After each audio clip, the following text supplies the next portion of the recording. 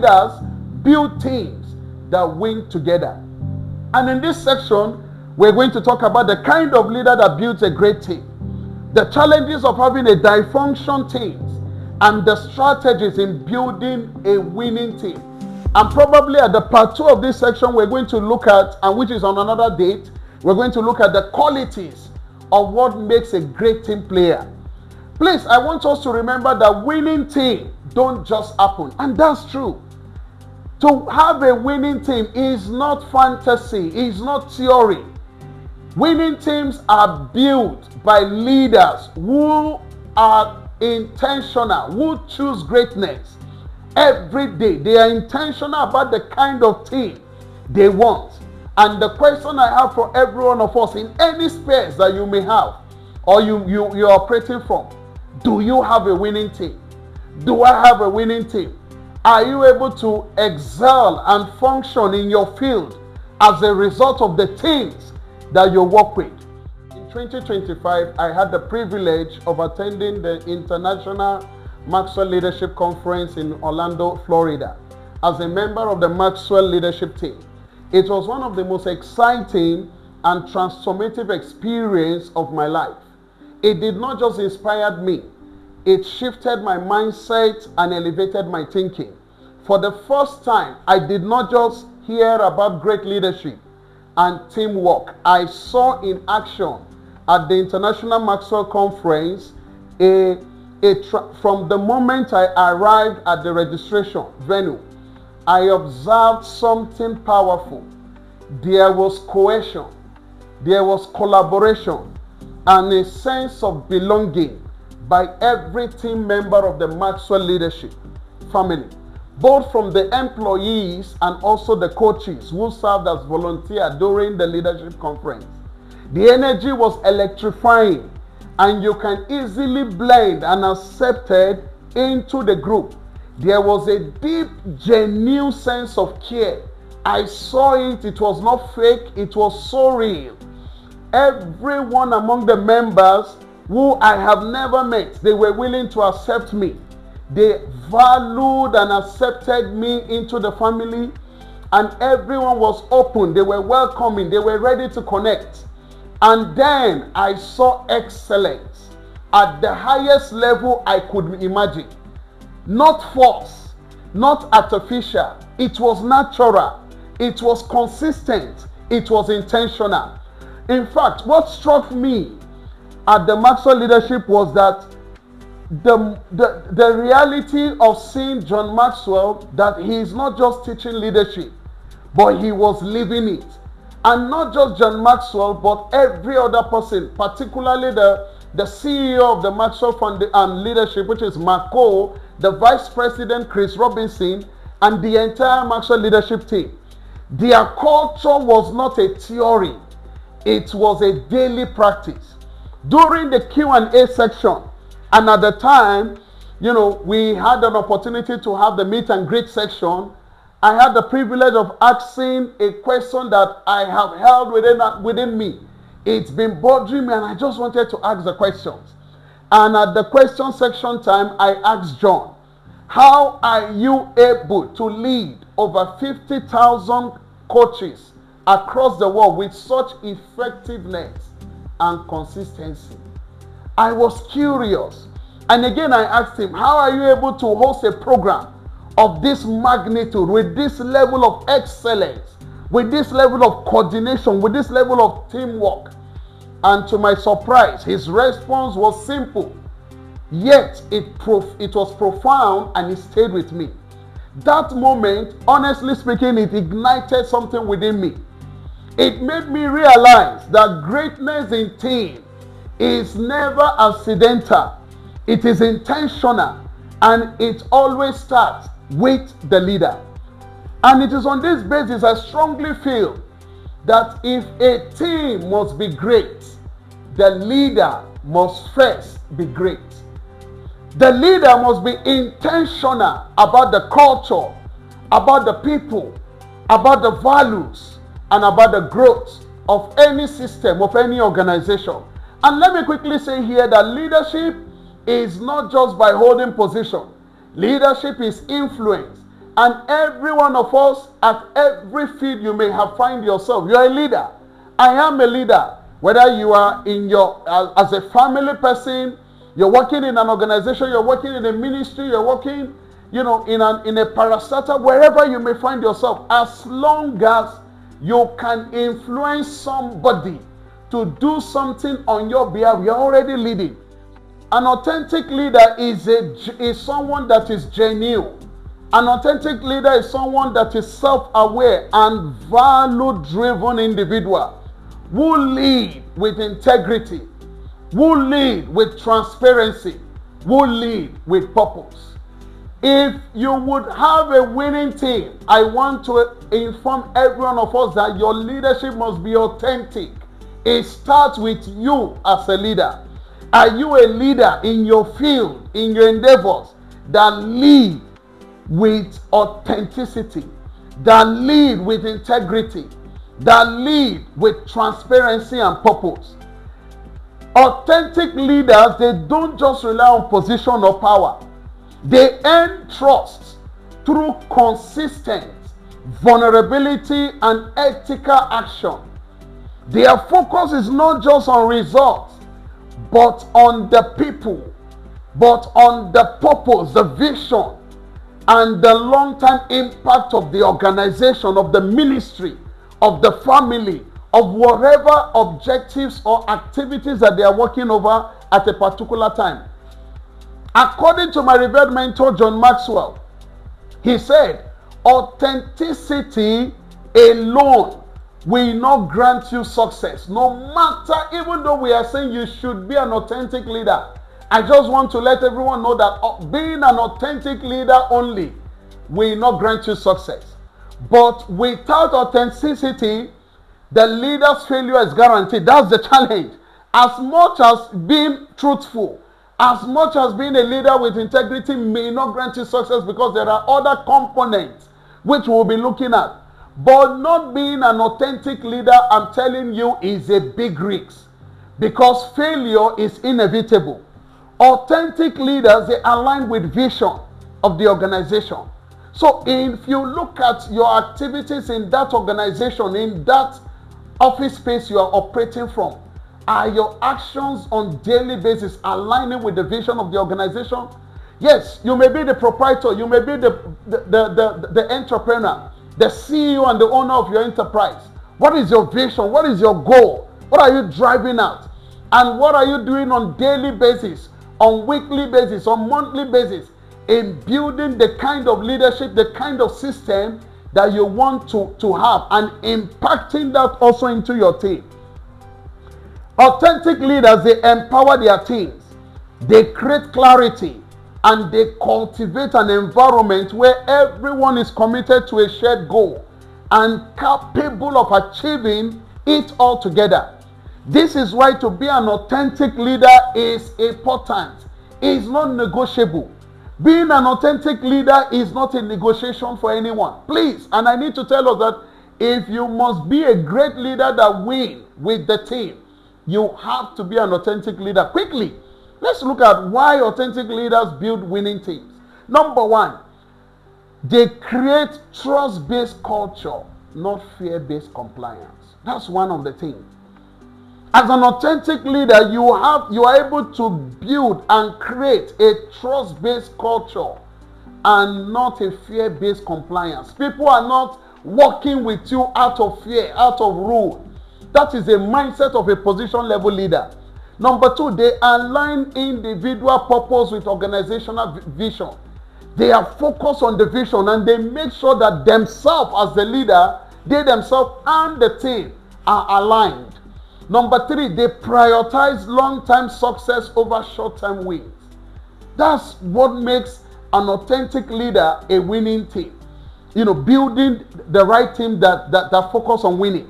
They lead with clarity, no confusion. They lead with consistency and credibility. Authentic leaders don't just build teams.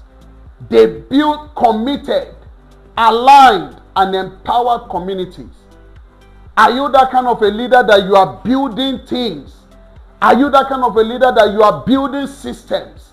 Are you that kind of a leader that you are building community? Are you that kind of a leader that you are impacting in every angle, in every space? You are doing all that you need to do towards impacting a team towards success. Patrick Lencioni said, people will walk through fire for a leader that is true and human.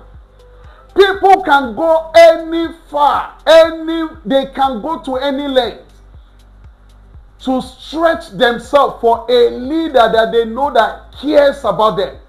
For a leader that they know that he is human. For a leader that they know that he is passionate.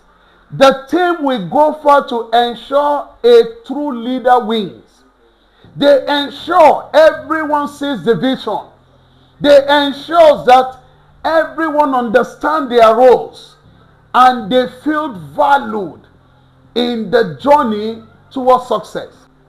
And that's what an authentic leader is. Many leaders operate from a place of authority rather than influence. They lead without engaging their teams in decision making. They work in silos. And here, one of the things we're trying to address is that as much as we want to have leaders who want to win teams, one of the things I've also discovered is that there are challenges of leaders that makes them not to have a winning team. So we want to look at the challenges of leaders that don't build a winning team. What are those challenges? Because as much as having the best team is important, there are still hiccups, there are still barriers that limit leaders, and we want to quickly address that. Some leaders, they see when they see capable and empowered team members, they don't see them as assets. They see them as a threat. They feel insecure. And as a result, they hoard knowledge. They limit opportunities. And unintentionally, they suppress growth. This does not only weakens the team. And that's true. It creates an environment of unhealthy rivalry, even among peers, leading to fragmentation instead of unity. We're in a situation and in a world now where many leaders, they feel threatened, and that's the reason they don't have a winning team. That's the reason some leaders are working in silos. They feel that, I can do it by myself. So rather than empowering their team, they feel insecure. Many are threatened. Many are scared. They feel that if they cannot do it, then nobody else can do it. And as a result, they are building weak teams rather than building a strong team. Additionally, there are leaders who assume that they are the only one that have all the answers. They dominate conversations. They dictate solutions. And they deny their teams the opportunity to think. They deny their teams the opportunity to even ask questions. Even make any input. No, you cannot. They reduce people, forgetting the fact that it requires collective effort. It requires a diverse team. Bringing in different opinions, bringing in different perspectives that makes up a strong team. A major point to note is that leadership is not about having all the answers. That's true. It is about creating an environment where your team has the best answer, and the best answer can emerge and would guide towards the accomplishment of the organization goal. And based on these challenges that we have observed with leaders, I would like to draw it looking at the 5 functions of a team according to Patrick Lencioni. Now, Patrick Lencioni is one of the, is an author, and is one author I respect a lot in aspect of team building, in aspect of strategy, in aspect of organizational growth through attitude, through the right character and culture system. He models that and he advocates it. And he wrote a book some years ago, The 5 Functions of Team. And I just want us to quickly look at that in addressing the challenges why leaders don't build a winning team. The number 1 functions of team is absence of trust, which is the foundation of any organization if it's going to excel or is going to be a broken organization. When trust is becoming a challenge, then it will be difficult to have a winning team. Trust is the bedrock of every winning team. And when trust is absent, team members hide weaknesses and mistakes. And that's what we see today.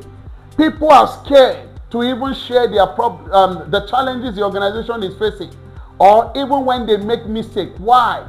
Because they feel that when they do, their boss, their leaders are going to come attacking them. Why? Because trust has become a challenge. People are reluctant to ask for help. They feel insecure. They feel that when you ask for help, it's a sign of incompetence. And please, friend, it's not. Number 3, there is a fear of being vulnerable. That's one of the challenges why trust has become a problem in many organizations. And honestly speaking, without trust, there is no real collaboration. People protect themselves instead of supporting one another. A team that does not trust cannot unite, and a divided team cannot win. Do you have a system where you don't trust people?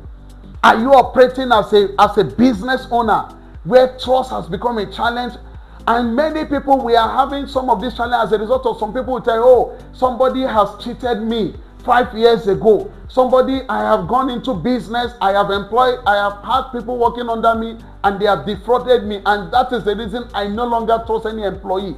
Why are you using the past challenges and using that to hold that against your new team, and not giving the opportunity for the team, giving the team opportunity for them to trust you and for you to trust them? Why are you being this difficult to your team? And it's affecting you as a leader.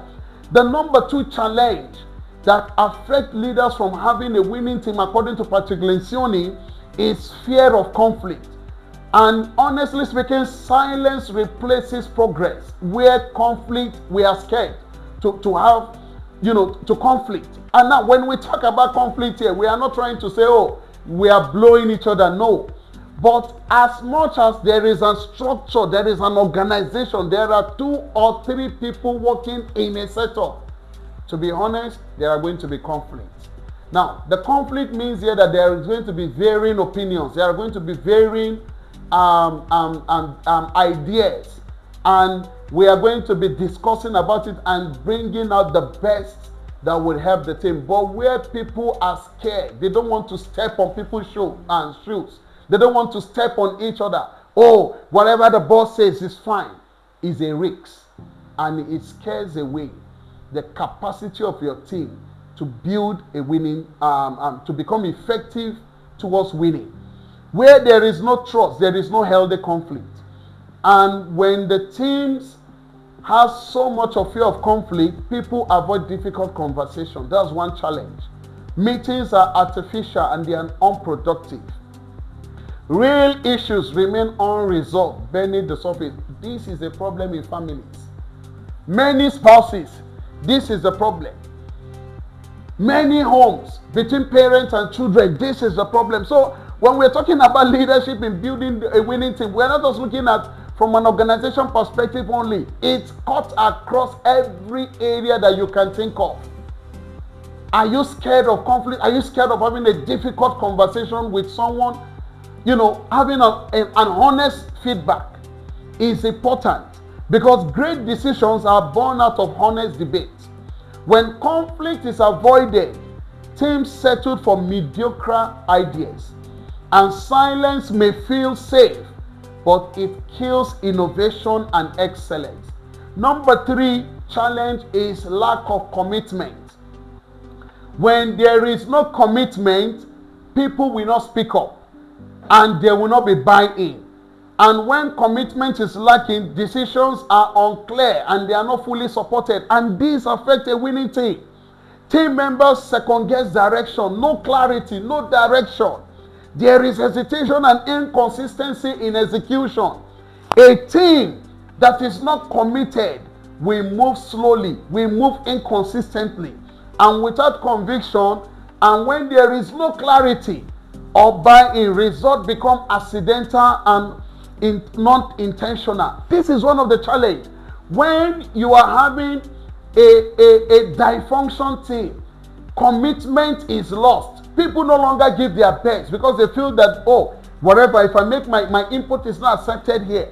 And that affects innovation, that affects creativity, that affects a problem-solving skills that individuals are able to bring towards enhancing the credibility of an organization. The number 4 challenge is avoidance of accountability. And this begin to affect the standard of the organization, because where accountability is lacking, I can tell you, winning will become a challenge. And when there is avoidance of accountability, poor performance is tolerated. Team members hesitate to challenge one another. Standard begins to decline, and many other. And the number 5 is that because of lack of trust, because of fear of conflict, because of lack of commitment, and because of lack of accountability, result, which is the number 5 dysfunction, is affected. And when result is affected, then the team cannot win. And honestly speaking, if you check every system, every organization, look at all of, you're going to see one of these dysfunction exists, either from the leader or within the team. People are scared to hold one another accountable, particularly a leader. People are scared to give an honest conversation over issues. People tend to shy away. People tend not to be creative. People tend not to trust one another, and this affects a team from winning. Now that we've understood the challenges, now let's look at the strategies in building a winning team. And I have about 10 strategies which I will run through as we conclude on this section this evening. Your number 1 strategy in building a winning team is that, please, you must build a diverse team as a leader. If you're going to build a team that win together, the question is, do you have a diverse team? Great teams don't just happen. They are built intentionally. Winning teams are not accidental. The leader must be deliberate about who joins the team. The leader must be able to define clear values and culture. And the leader must be able to invest in team development. The leader must be able to understand the need to have a diverse team. You should not just have your kind in the team. It's just, because you are an extrovert, you just want to have your kind. You are a more direct person and you want to have your kind. No. You must have different people that have different skills. You must have different people from different backgrounds to make your team balanced. And the question I have for you is that, how diverse is your team? A strong team is always a result of intentional leadership, as I said again, and it doesn't just happen by chance. The number 2 strategies you must consider is that you must be a model that your team can follow if you want to have a winning team. You as the leader, I as the leader, we must be the model that the team can follow. Everything rises and falls on leadership. And the question is, as a leader, do you have a winning mindset? Do I have a winning mindset? Because if you lack a winning mindset, your team can never win. You cannot have a team that would also have a winning mindset. When you as the leader, you are so scared in making decisions. You are so scared in taking a bold step. Courage is lacking around you. So if you must have a winning team, how are you modeling yourself? Because your team will always observe you, and whatever you do is what they would want to replicate. Your attitude becomes the team's attitude. Your discipline becomes the team's standard. Your vision becomes the team's direction, and it avoids confusion and ambiguity. How are you modeling your team? How am I modeling my team? I think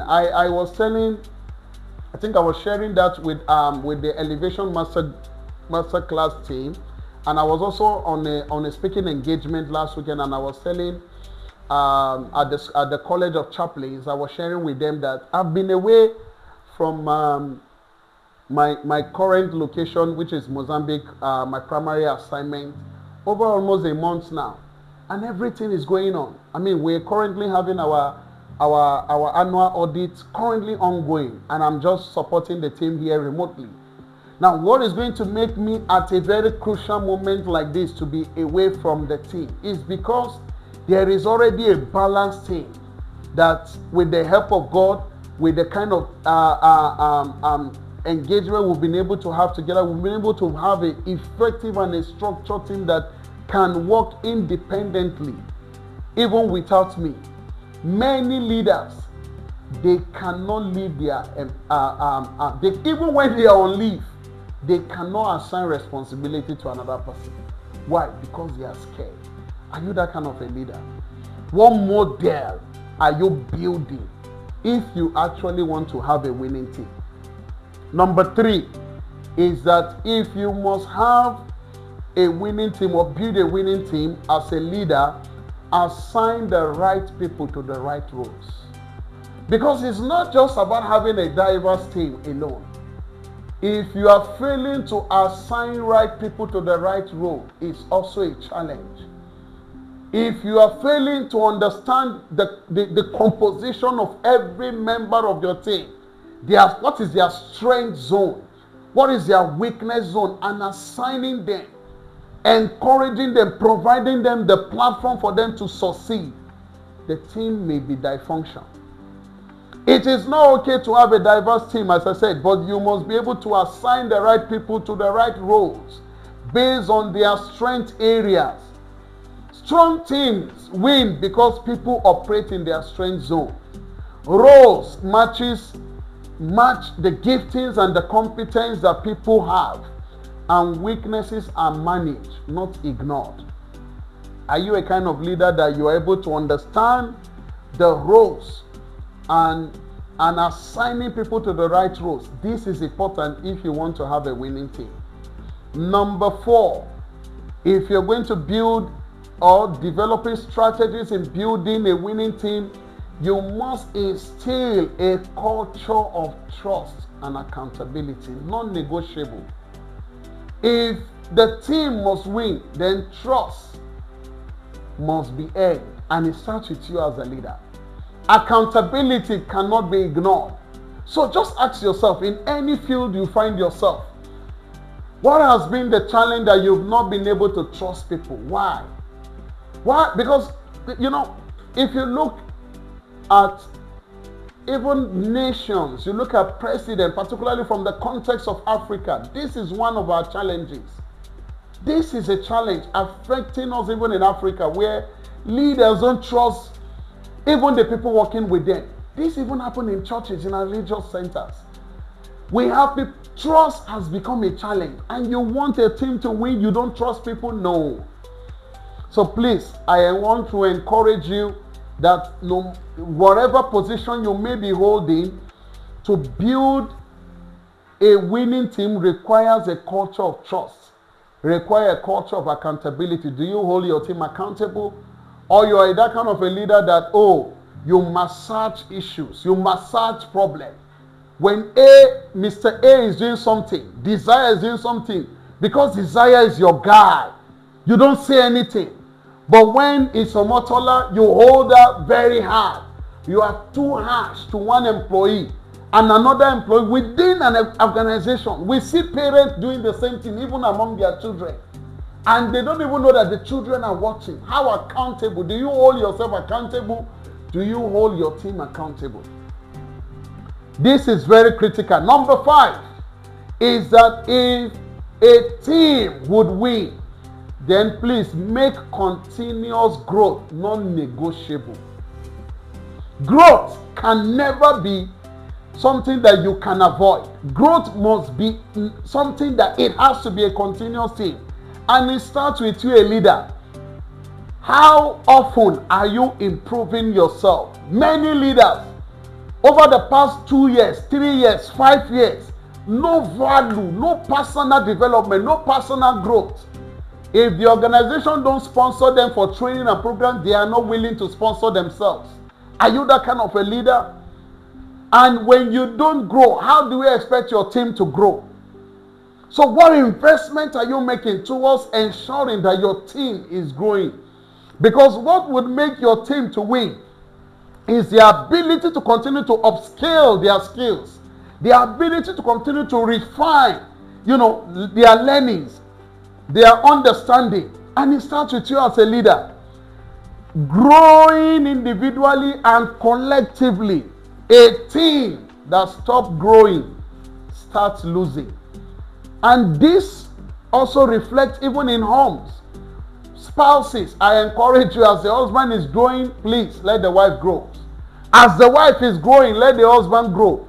Ensure that you're making effort on a daily basis, on a periodic basis, that you are building yourself. You are learning new skills. You are learning, learning something, even if it's on AI, even if it's on different skills. You don't need to go back to. So there are a lot of programs on YouTube. There are a lot of new things that you could just learn and develop yourself. Just be creative. I was listening to Ezekiel Solensi, right? Yes.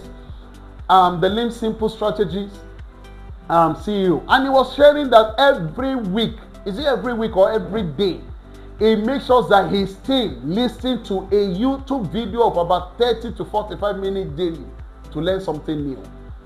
It has become a culture because you see, you can only give out of what you have. So the question I keep telling people is that if you are not building in, if you are not absorbing, how can you release out? Because it is out of the abundance of what you have in you that you can help to build the organization, to build the system. What are you doing in improving yourself in those areas? Number 6 strategy is communication is the lifeline of a winning team. As a leader, do you value communication? Do you communicate to your team or you hold information? We are in a situation where many leaders are holding information. They are not giving their team the right information. They are not giving their team the right guidance. They are not helping their teams to grow.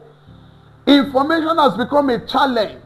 Winning teams communicate, and they communicate clearly. They communicate frequently. They communicate honestly. Do you fall in this category? Leaders must remove assumption. They must encourage feedback, and they must create safe space for dialogue. Poor communication is one of the fastest ways to destroy a team. So when you see a team not winning, check how effective is their communication. How effective do they communicate? I also heard from one author, I don't know if it's Jim Collins or I can't remember the author name. He said, communicate as frequent. Okay, it's Patrick Lencioni. As frequent as possible, keep communicating. Tell the team the culture. Tell the team, keep reminding them. Because the more, there is no, what the challenge we see in organization is that there is not too much information, but there is so much of information holding. And too much of information never affects an organization or a team from winning. But rather it's information holding. Leaders want to hold information. The peers are hiding information from colleagues. For what reason? Because a system has been built where there are so much of competition even among team members.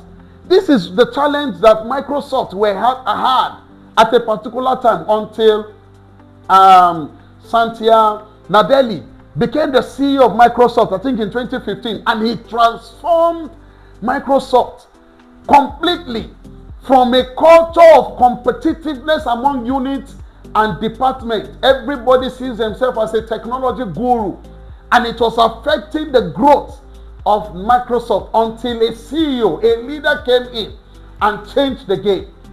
I can tell you with every assurance that if your organization, your business will strive towards excellence and success, you as the leader, your value towards providing communication to your team would be very critical.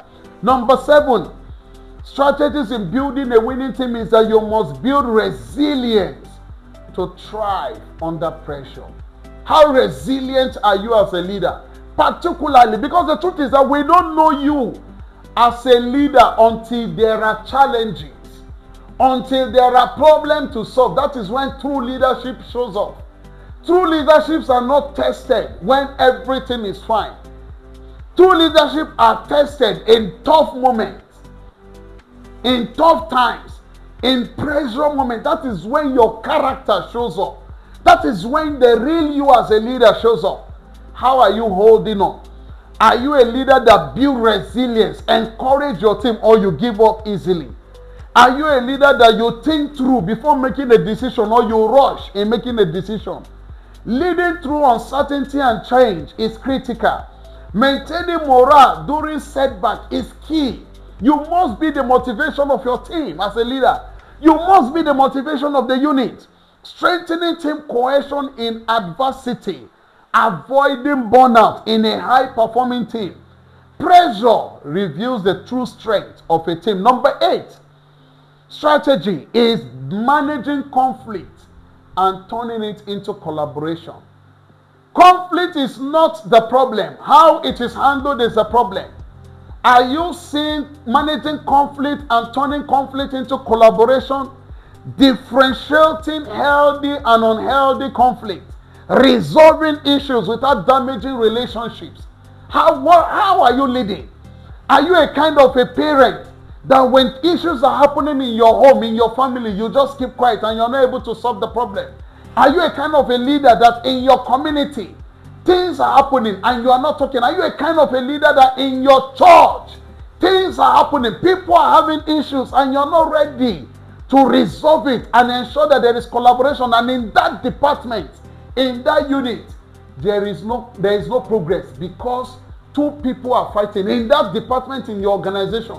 You know that this has been the issue. These people are the problem. Are you fixing it or you're shying away?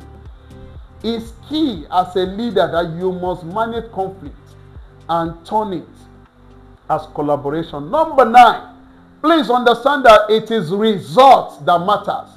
It's not about the activity, but it's more about the impact. A busy team is not always a productive team. So it's not about being busy. Oh, we are in Jamaica today. Oh, we are operating in 20 states in Nigeria. We are operating in Africa. The Temsora leadership is in Ghana, is in Mozambique, is in Madagascar. How effective are you? It's not about the business. How productive are you? And defining meaning result is critical. And a busy team, as I said, is not always a productive team. You must focus on the outcome and not just on the effort. You must celebrate wins and learning from losses. You must be able to sustain high performance over time. Winning together means achieving results all together. And as I conclude, I would like to leave you with the following questions. And I just want you honestly to think deep as we conclude on this subject this evening. Number 1 question I have for you is that what kind of a leader are you? Are you a leader driven by authenticity, or you're a leader that is driven by just, not an authentic leader? What kind of a leader are you? Can you honestly ask yourself? And as a result of your leadership, are you building a winning team? Are you leading from a place of insecurity? Or you are a leader with a mindset of growth and trust? What kind of a leader are you? What kind of a team are you building as a leader? Are you building a team that depends on you on every decision? Or one that is confident, capable, and collaborative? What kind of a team are you building? Oh, you want every problem to come to you. Are you that kind of a leader? The next, do you create a conducive environment for your team to thrive, both personally and organizationally as a leader? Are you committed to seeing your team grow? Do you allow your team to own the process, take initiatives, and learn through experience? Or do you control every outcome, leaving little room for development? Let me tell you, great leaders do not build followers, they build leaders. What kind of a leader are you? They do not compete with their teams, they complete them. Are you completing your team or you are competing with your team? Great leaders, they understand that true success is not being indispensable, but it is in making others capable. The question remains, are you building a team that wins together or one that merely works under you?